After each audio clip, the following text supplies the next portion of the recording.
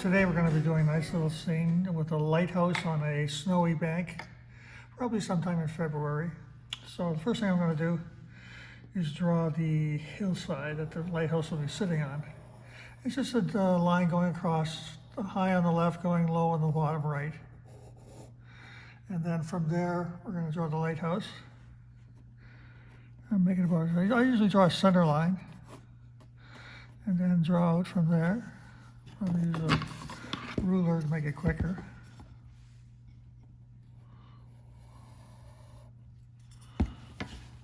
Like this, pretty straightforward. And another one coming up from another plane.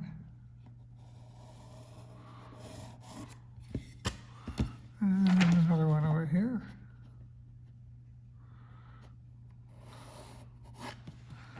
And then from there, we take away a little bit of the center line. It makes it a little easier to look at. The eraser on this pencil is not so great. Probably use a better eraser here if I could find one.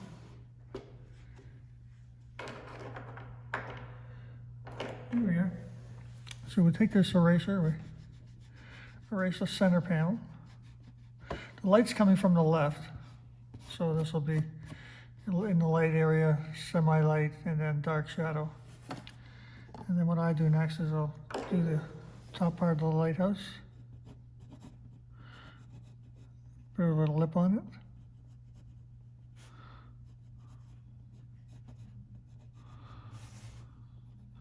Put a little bit of a house. The top, this is where usually they hang it, the light hangs out.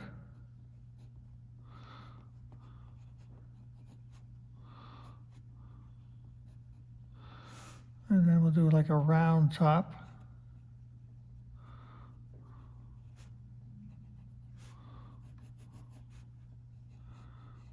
And a little ball on the top. And a little window. That's all we do for the drawing part. Now the next area we're going to do is put the color down. The two main colors I'm using.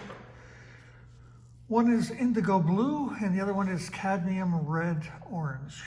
So I'm going to mix the colors up here. This is the indigo. I use a lot of indigo in my work. I like the color.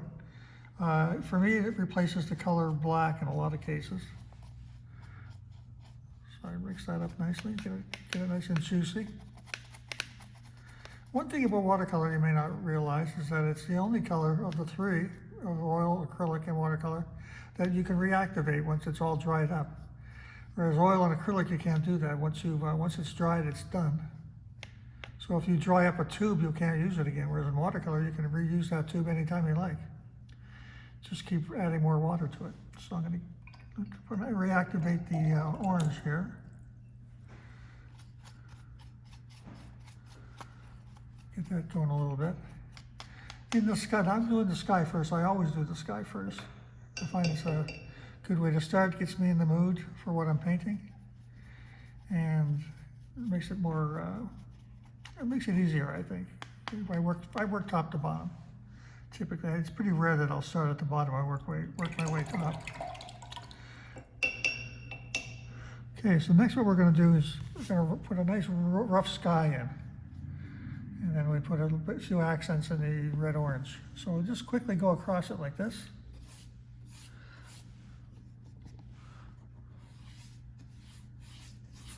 And I just add some water.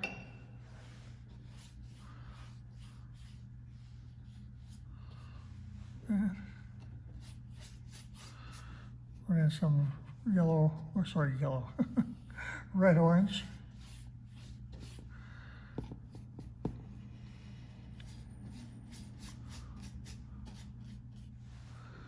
And it's just random, really. I've done this a number of times, so I get a feeling for where it's going to go. But if you're doing it for the first time, don't be afraid of it. Throw color in there, see what you think. It's going to run into the blue a little bit. It's going to do little patterns, stuff like that. So just have a bit of fun with it. I'm just trying to throw a bit more color in the middle here. And then we're going to finish up. We're going to Go over to the left again, a little darker, a little more indigo. I want it to be a little darker on the left, so it's got a little bit more drama to it. You see how that works? Fill in the corner there with a bit more. A bit more color again.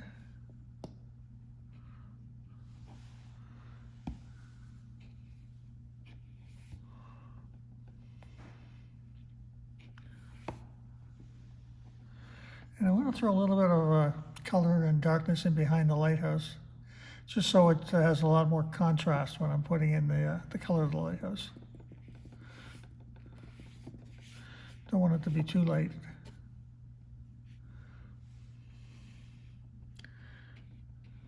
And I'll take a paper towel and clean up along the edge of that hill.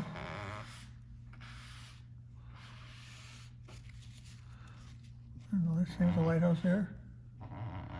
Eliminate some of the color.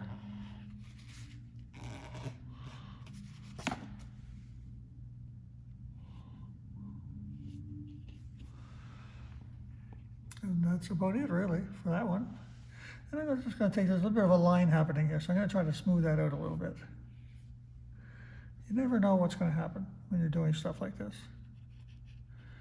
And then I'm going to just use a little bit of blue to start off the vegetation at the edge of the hill while everything is still kind of wet.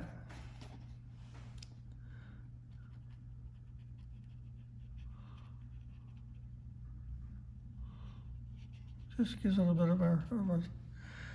of a head start. And then I'm going to use what we call a rigger brush. And this is a long-haired brush.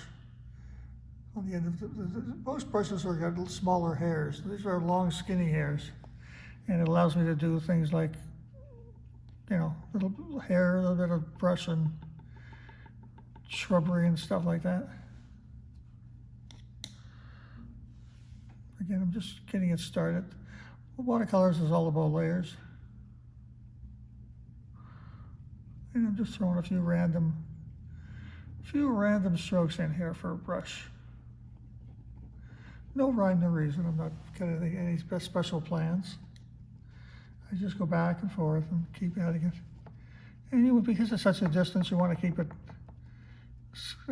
relatively thin. Now, one thing you'll notice on my paintings too is I have a box drawn around it. And I do that in all my paintings because what I do is I test my color on the outside of the line.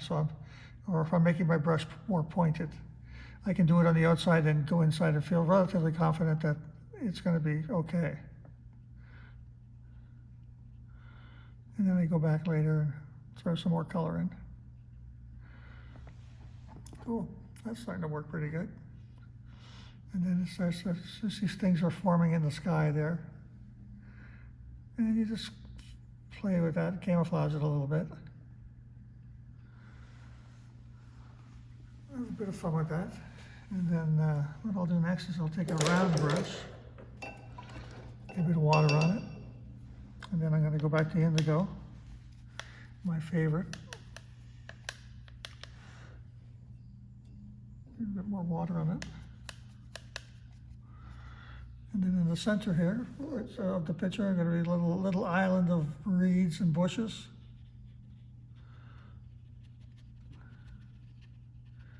Play it along like that.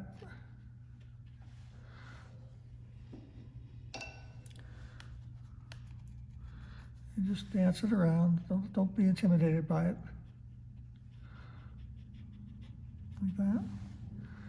And while it's still wet, I'm going to throw in some orange.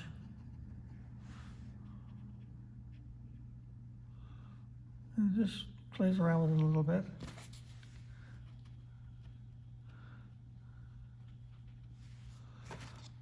Play with it.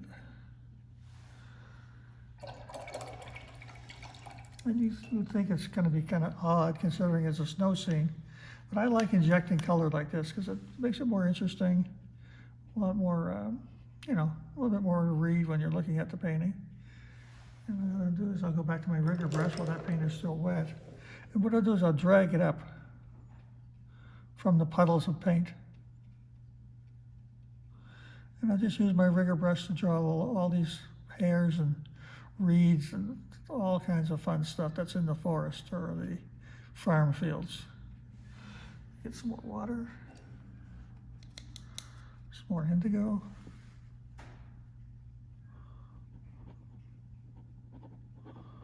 Stuff like that.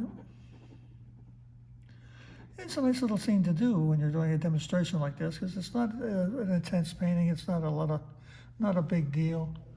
It's just more, it's kind of fun. So what I'm going to do is I'm going to take some of the reeds and go past the horizon into the sky. It'll give a sense of depth.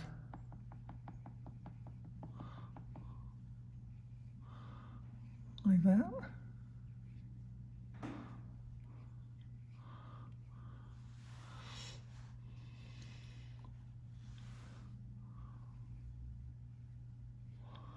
And again, it just gives a sense of depth. As you'll see, the lighthouse now looks like it's a little further away. So it's kind of fun now. It's getting in there. They're getting something. The scene is taking on a life of its own now. We want a lot of depth. We want some foreground, background. I'm a big fan of foregrounds. I do a lot of foregrounds. I find it adds more interest to the painting. Feeling a sense of joining in or jumping into the painting when you're doing that. Then I do a little bit of a scribble here. And let's see, we'll do some more orange.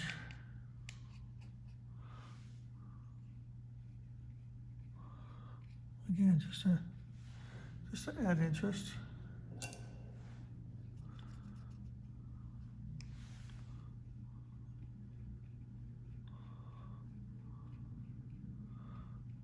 I'm not used to talking while I'm painting. It's a pretty solitaire hobby, or in my case, profession.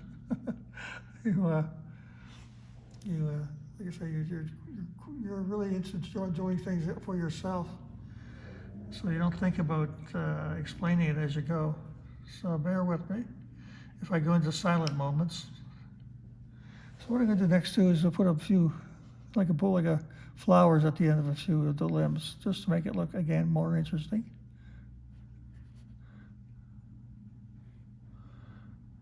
And it's not, in the original photograph it wasn't like this, but then I only use photographs as references. I don't use them as guides. My thinking is, just tell your own story. Just use the photograph of the scene as something that inspires you, but not necessarily is the reality. And you can have more fun with that. And it also doesn't limit you to feeling you made a mistake, because there is no mistakes in a sense. You're just doing your own thing. And then I think we'll put some darkness into the background again. Put my easel, put my palette over here. Did I use a tool I got years ago called a ball stick? And really this is an antenna from an old car. And what it's for is, you say this area here is all wet and I want to paint something over here. Well, I'm right-handed, my hand would go in the wet paint. So you create like a bridge and you come across. And the background sound you may hear is the air conditioning kicking in. So it may sort of interrupt us a little bit. And so just trying to get some of the background going. Watercolor dries a little lighter than how you put it down. And just bring it through. But again, it helps to define the background.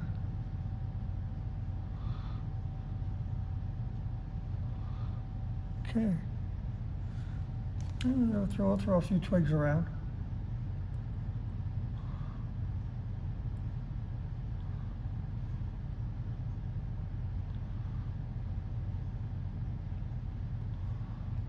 And then I'll come over here and throw a few more twigs around.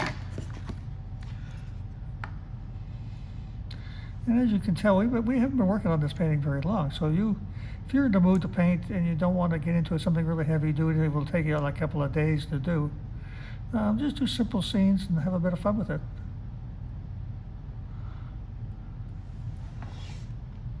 Cool. All right. Now next, I think what we'll do is we'll take a little bit of the blue and we'll lighten it up with more water. And what we're going to do is create shadows.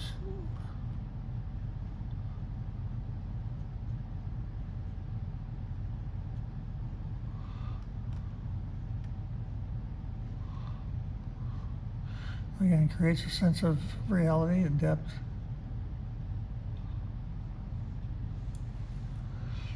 So they no longer just look like white sticks sticking out of my scene. They actually have a shadow, so they exist.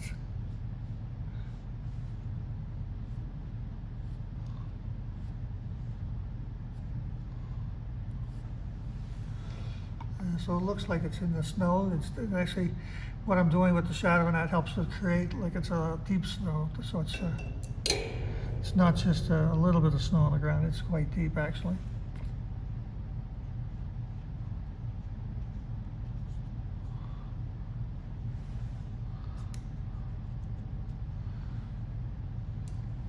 Hopefully the air conditioning is not too distracting.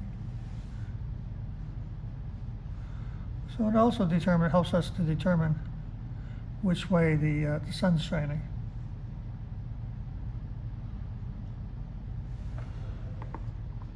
And I think we'll take a smaller brush. There's a smaller brush we can use. And we'll go back to indigo again.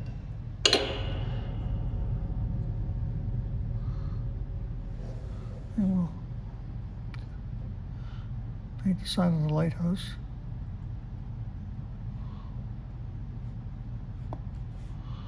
And if you get enough skills, you can use a ruler, paint with a ruler to do these lines. But I'm going to do it loose because it has a bit of a texture to it. Let that dry a little bit. Put a bit more up here because it's all the same shot. The light is sort of coming around the bend, but not fully, like the front.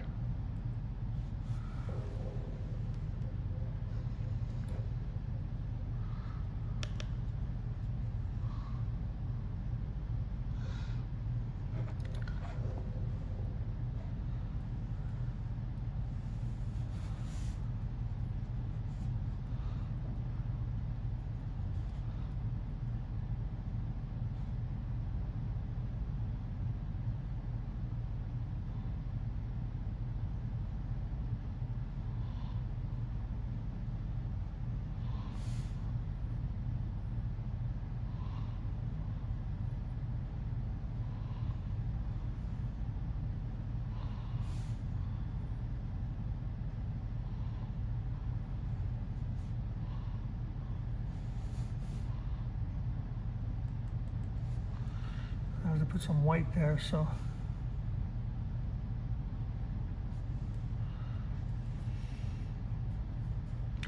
And again, I'm just putting another layer in the background.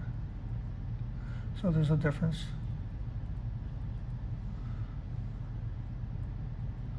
And one thing you don't want to do in a watercolor is you don't want to create a pattern. So you just try to break away from that.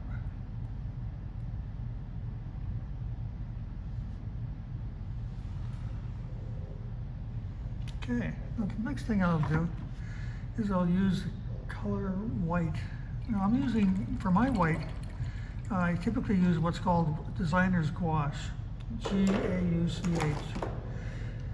And it's a mixture of, I think, watercolor and acrylic, and it's sort of an acrylic product, really, but what it does, it gives you really dense whites, so that when you're doing things like what we're going to be doing next, it throws on a beautiful white. If I use transparent white, or watercolor white, it's too transparent, it's too light. In some cases, it does show what's underneath it. It doesn't give you a good, clean, harsh light. And that's what we want in this case. We want something that's really strong. I'm gonna soften down that window a little bit, because I want to put a pure white on the left-hand side of the lighthouse. And you'll see when we do it, the difference that makes. Like right now, you may think, well, that's a pretty decent little painting it's got going there. But what do you see what happens when we put the white on it? It really makes a difference. Really makes a difference. Get a little brush out there. Some more water on it.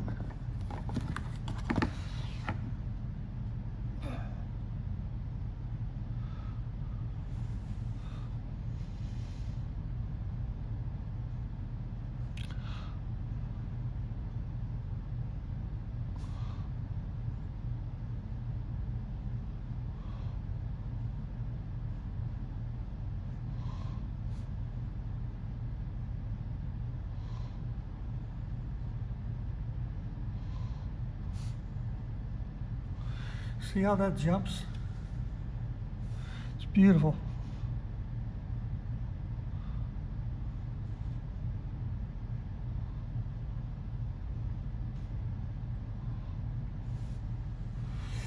And we'll throw some white dots around. Could be shrubbery, whatever.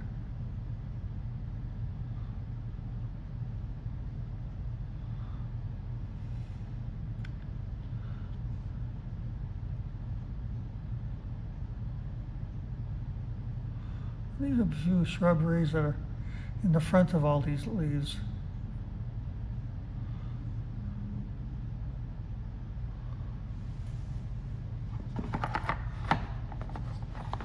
And then next, what we're going to do, I'm going to add a few random trees next door to the lighthouse. And these I never started, I just do them now, which is because they're not really important in the sense where they got to be drawn out and get it right every time.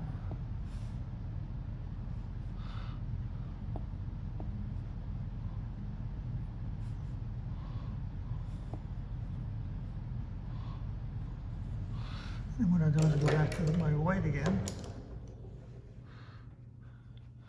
And I'll throw in some white leaves. So it's wintry leaves.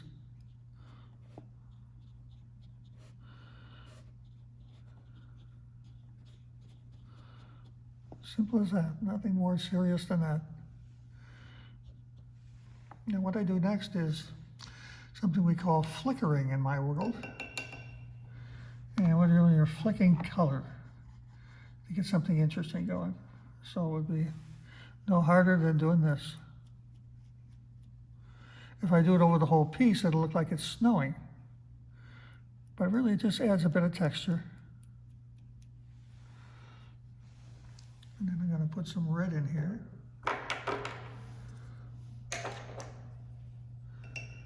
And we're making it look pretty good. It'll look pretty interesting.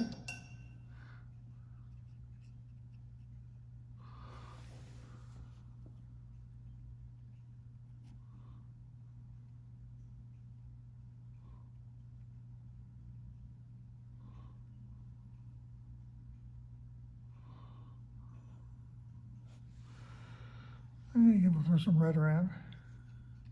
Because it's on our brush, we'll also use a little bit of it. It also carries the color over. You wouldn't think there's much red in the thing, but we'll make it look like it's pretty interesting. And let's put a little fence in the background. Just again to add some bit of fun to it.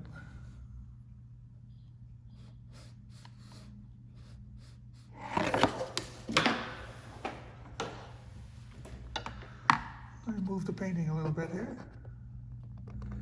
So get it back in place.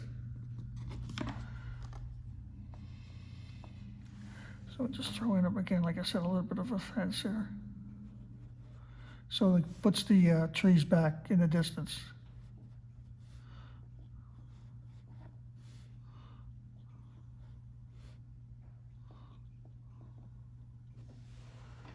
Yeah, that's kind of cool. And then we'll see what else can we do?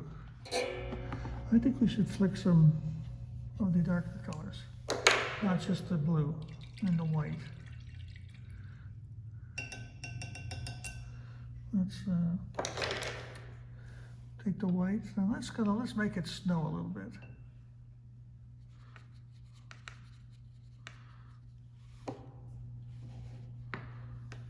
Just balancing my palette here.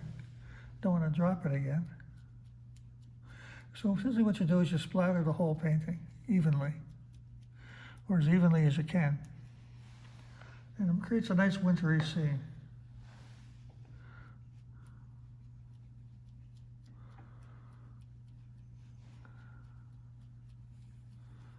And if you didn't do that, you could put a little bird in the sky or whatever. But there, essentially, there you have it. You have a nice little scene. And it worked out pretty good, I think. I'm pretty happy with it. And then on our next one, we'll do another simple scene to show other techniques. But essentially, as you see here, it's very straightforward. All the pieces are in place. The trees, there's a lot of depth going on, a lot of things going on in the background. A little bit of weight here showing up. We have to carry that along it. These are nice bushes in front, so we're creating depth. The splattering adds a bit of looseness to it. I don't know if you can see the splattering much in the video, but essentially it just loosens up the painting. And I'll do it splattering also in blue, just to show you how that helps. Because, you know, no snow is just pure weight in a lot of cases, because stuff's blowing around all the time. And so we want to create some more texture.